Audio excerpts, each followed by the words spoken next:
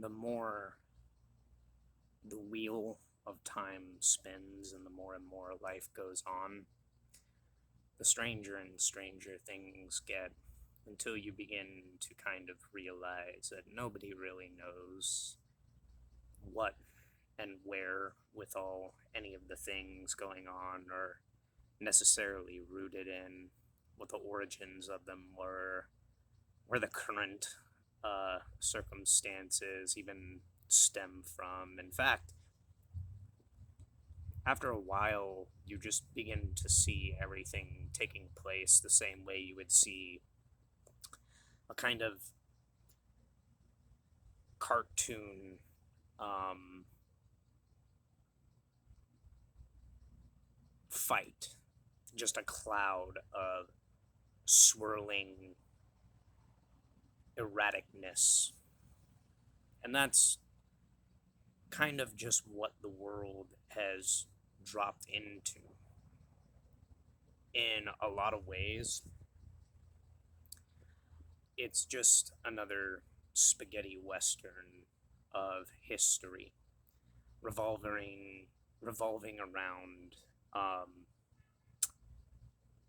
a lot of disputes over and arguments over ideological differences and the same perpetual continual cycle of greed seeding the decision makings of people in positions of power, while people either choose to argue and bicker over arbitrary things that are more or less divisive and just keep everything perpetually going in the same cyclical nature of nothing getting done. And simultaneous to that, the same world of the same arbitrary, volatile, and oftentimes tragic nature just keeps going on as it always has through human history. The world's never been a kind place. That doesn't make it any less beautiful or doesn't give rise to a circumstance beyond a choice of whether or not we want to participate and embridle ourselves in that. I think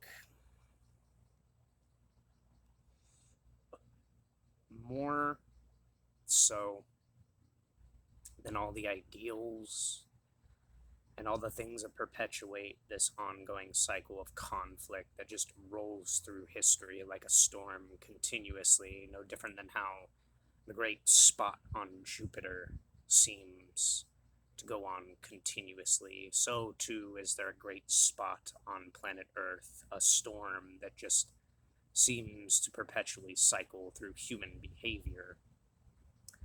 And though we could go into the probability of it being a pathological thing, an inherent thing, just lost within the parameters of how we communicate differentiating ideals and beliefs, it's sometimes just easier to point out that a lot of the conflict is for the sake of conflict. Because in truth, it's not rooted in anything grounded in reality. It's people sucked into a realm and a dimension of mind that literally sees everything from an adversarial lens and viewpoint and a perspective of survival mechanisms. Everything is hostile when you are participatory in that game. Like a spaghetti western, you have people going about their lives sitting on the sides viewing that high noon standoff that happens between lawmen and desperados. No different is that game. It's just a more wide spanning participatory game now that anyone and everyone wants to throw caution to the wind and get sucked into. And it's all stirred by different mechanisms and different ideals and different beliefs. But what it really comes down to is the fact the world just isn't fucking big enough for some people, apparently. If you want to get to the truth of the matter.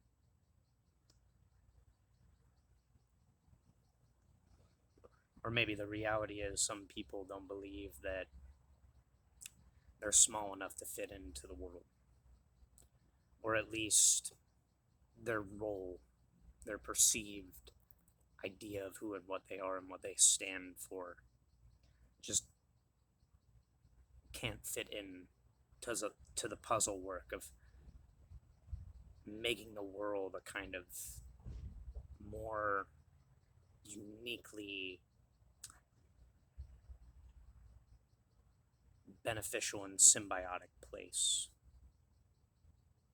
It always has to be this relation of things being created and then destroyed and then rebuilt and then re-engineered and created yet again and then destroyed, and then back to the drawing board it goes to be recycled yet again and again and again. And we wonder why our modern era and our modern paradigm is so brutalistic, why all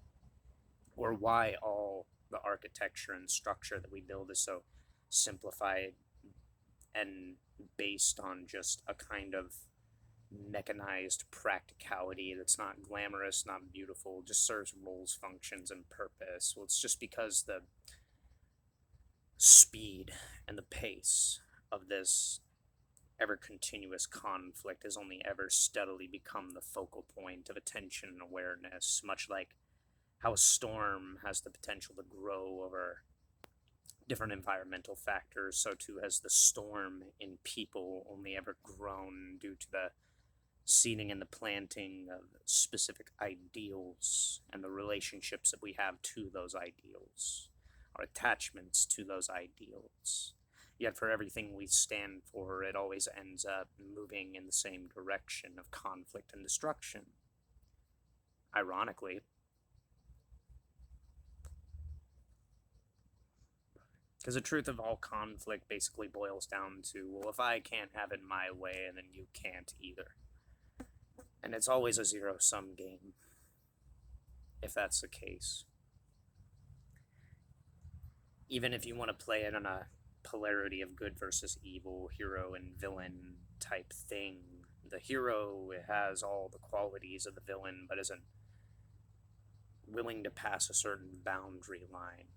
So they just cancel one another out, one for the sake of defending and preserving things, the other just hell-bent on destroying things that it feels and deems unworthy of being preserved because they don't serve its overall machination and purpose. So nature creates a construct of these conflicting dual forces that honestly are no different than one another. It's just always a choice. A choice between the fear of losing things and the love of nurturing things, defending things. And there are noble qualities in that, idealistically. There are beautiful qualities to be seen within that for what they are. Because ultimately it's these two polarities that are a continuum of story that mankind and humanity has always been inspired and brought back from the brink of chaos and calamity by the idea of choosing compassion over fear. Because in all of us, life without the quality of something to feel moved by that stokes and evokes compassion within us is ultimately something that feels hollow and dead inside. If there is no quality of love, if everything is just built from a quality of lack and need and want, then life just becomes a void that we are trying to fill, and it only ever consumes things but continues to remain feeling empty. And so too we see that playing out in our world, this kind of divine comedy and divine tragedy really can all be summarized as a divine spectacle, because it's all just a kind of play. It's all a game, and a game theory of man pitting himself against his own nature, and his nature continuously showing that it overwhelms and breaks man down, no different than the wheel and cycle of time and the elements wear and tear nature down and reshape it in different forms over different time periods and seasons. We are always feeling that we are detached from that very reality that gave birth to us, because we're so enamored by the stage play of our own creations that sometimes we neglect and don't happen to see that that same play is happening through us simultaneously at all times, and no different from that same play of nature. It seems that it's just occurring and moving through humanity in a way.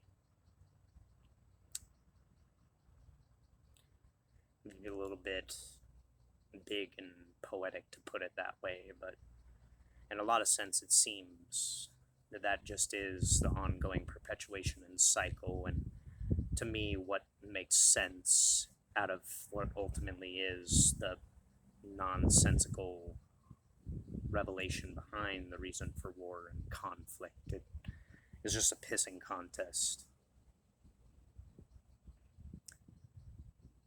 It's a world-spanning storm that moves through cyclical time and history, and in a way kind of quantum locks the planet in this constant, never-ending torrential downpour of just raining on the parade.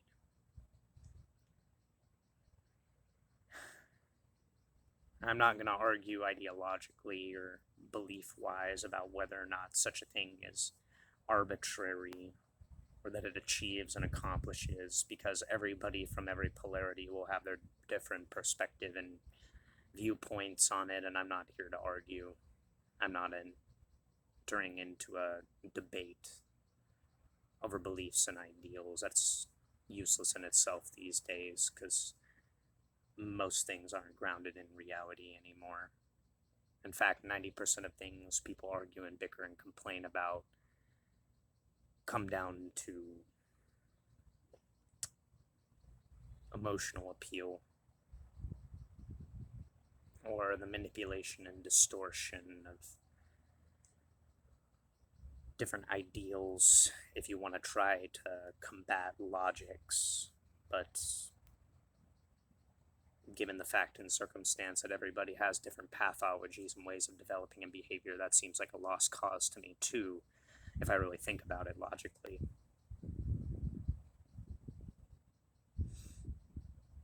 If I kind of just sit and witness, as I have, and kind of just observe things, you just begin to kind of see that the nature of it is this kind of chemical compound within man always being stoked to a boiling point, and then what seems to happen is a kind of nurturing,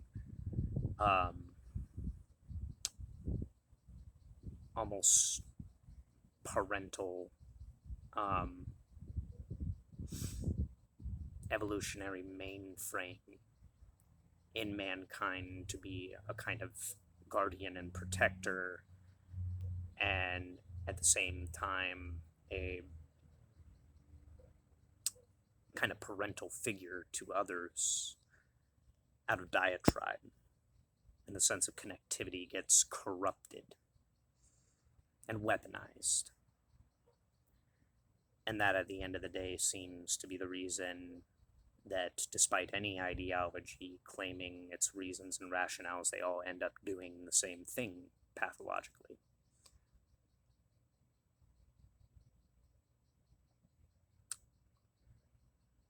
Because it's just a stage play over something that it's not necessarily nature hardwiring it into us, but our very nature being distorted and tweaked and messed with by external circumstances and conditions always being pressed and pushed onto us, into us, things that we are told. We have a higher thinking mind that is capable of discerning a great many things and becoming intelligent and becoming wise to the nature of deception and distortion, and the fact that a lot of things play and prey on our emotional and psychological states and put us into different conditional circumstances and factors where our very emotions and our psychology play upon how we view and observe reality around us. If I'm depressed or always in a state of fear and agitation or anxiety of the environment around me, then always my emotions and my thoughts are going to be pointed in a positionality where I'm at conflict with the world around me. And we take that conflict with everything around us and we begin to seek out a kind of expansion outward into wanting to dominate that world around us that we are conflicted by, because it feels more in reality that we are frightened of this world that seems so confining to various dangerous circumstances, when in reality we are like a frightened child, afraid of our own shadow, our own capacity for our thoughts and emotions to create kind of ethereal and even at times non-existent enemies. As terrified as I am sometimes of the world around me, the only thing that ever happens when I come into my backyard and sit here is the sun and the breeze and the sound of Schumann resonance and passing cars and ACs. Even though there are existential things that I worry about and concern about, when I sit in the present moment, I realize the only thing I'm ever worried and concerned about really is my thoughts on the situation, and that's enough to stoke me into feeling so hopeless in a sea of events and circumstances outside of my control. I think a lot of people feel that way about the world, about life, about things in general. And so we're always in a conflict with ourselves and the world around us.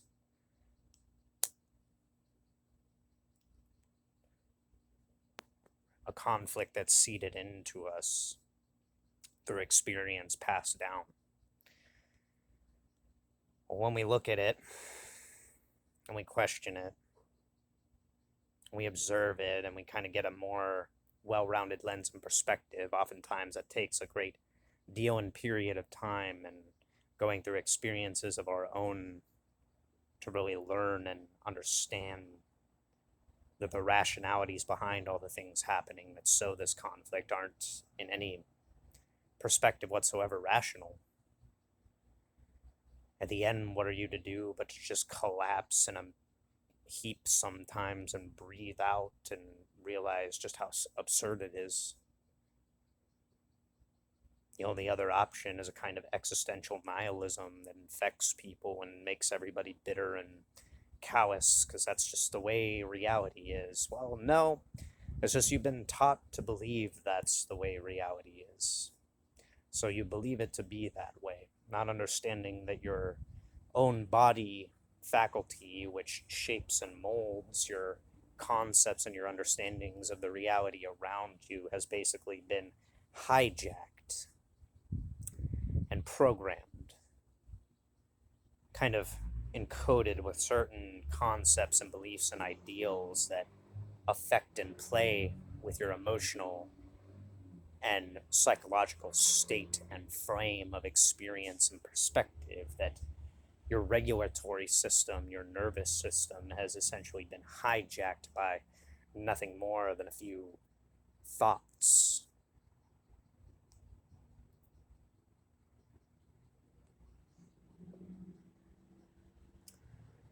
Quite interesting it is to see just the amount of power and potential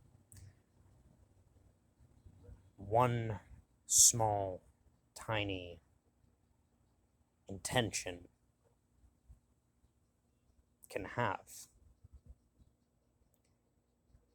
How powerful it would be to come to the realization that one tiny intention sown from the inside and put out into life can entirely change that as well. because it only ever is just a choice.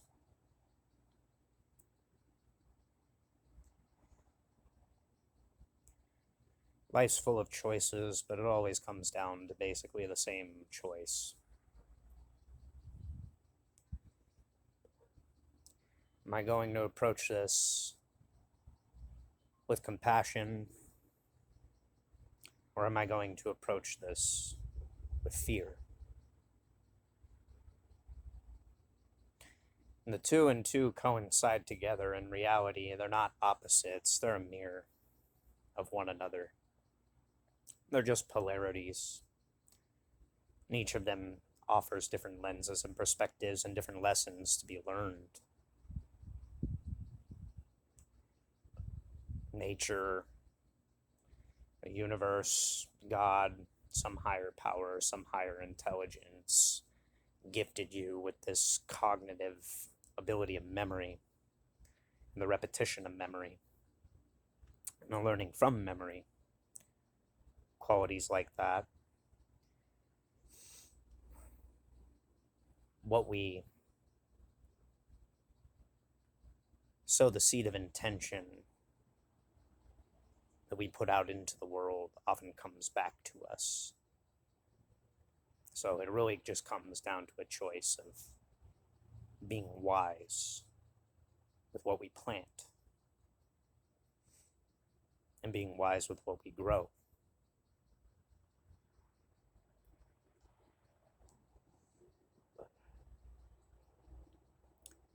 We're going to stumble on the way.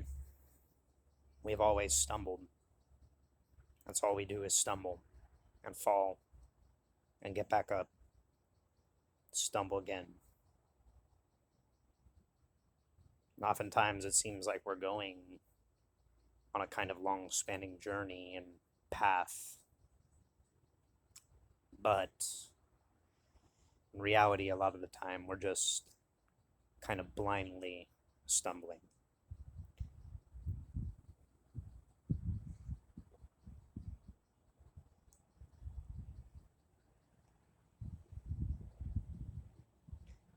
Maybe the truth isn't we're really blindly stumbling. It's just we're putting trust behind a certain feeling, a certain knowing that maybe in truth things do over time come back around. Maybe the same downs lead to the ability to go up again. Maybe after a given period and portion of time, things do again become okay.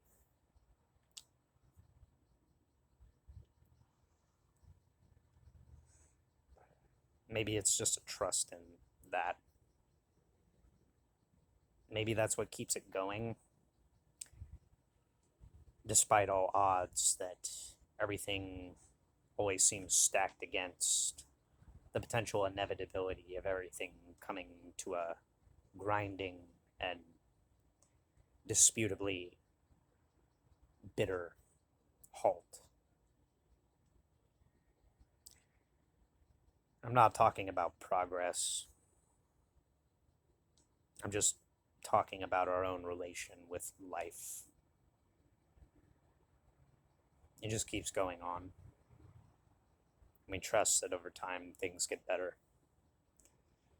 Even if we have to round bends in the river where we don't know what might await us around those corners.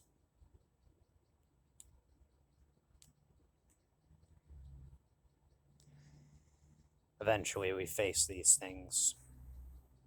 Eventually we learn from these things. Eventually we grow from these things.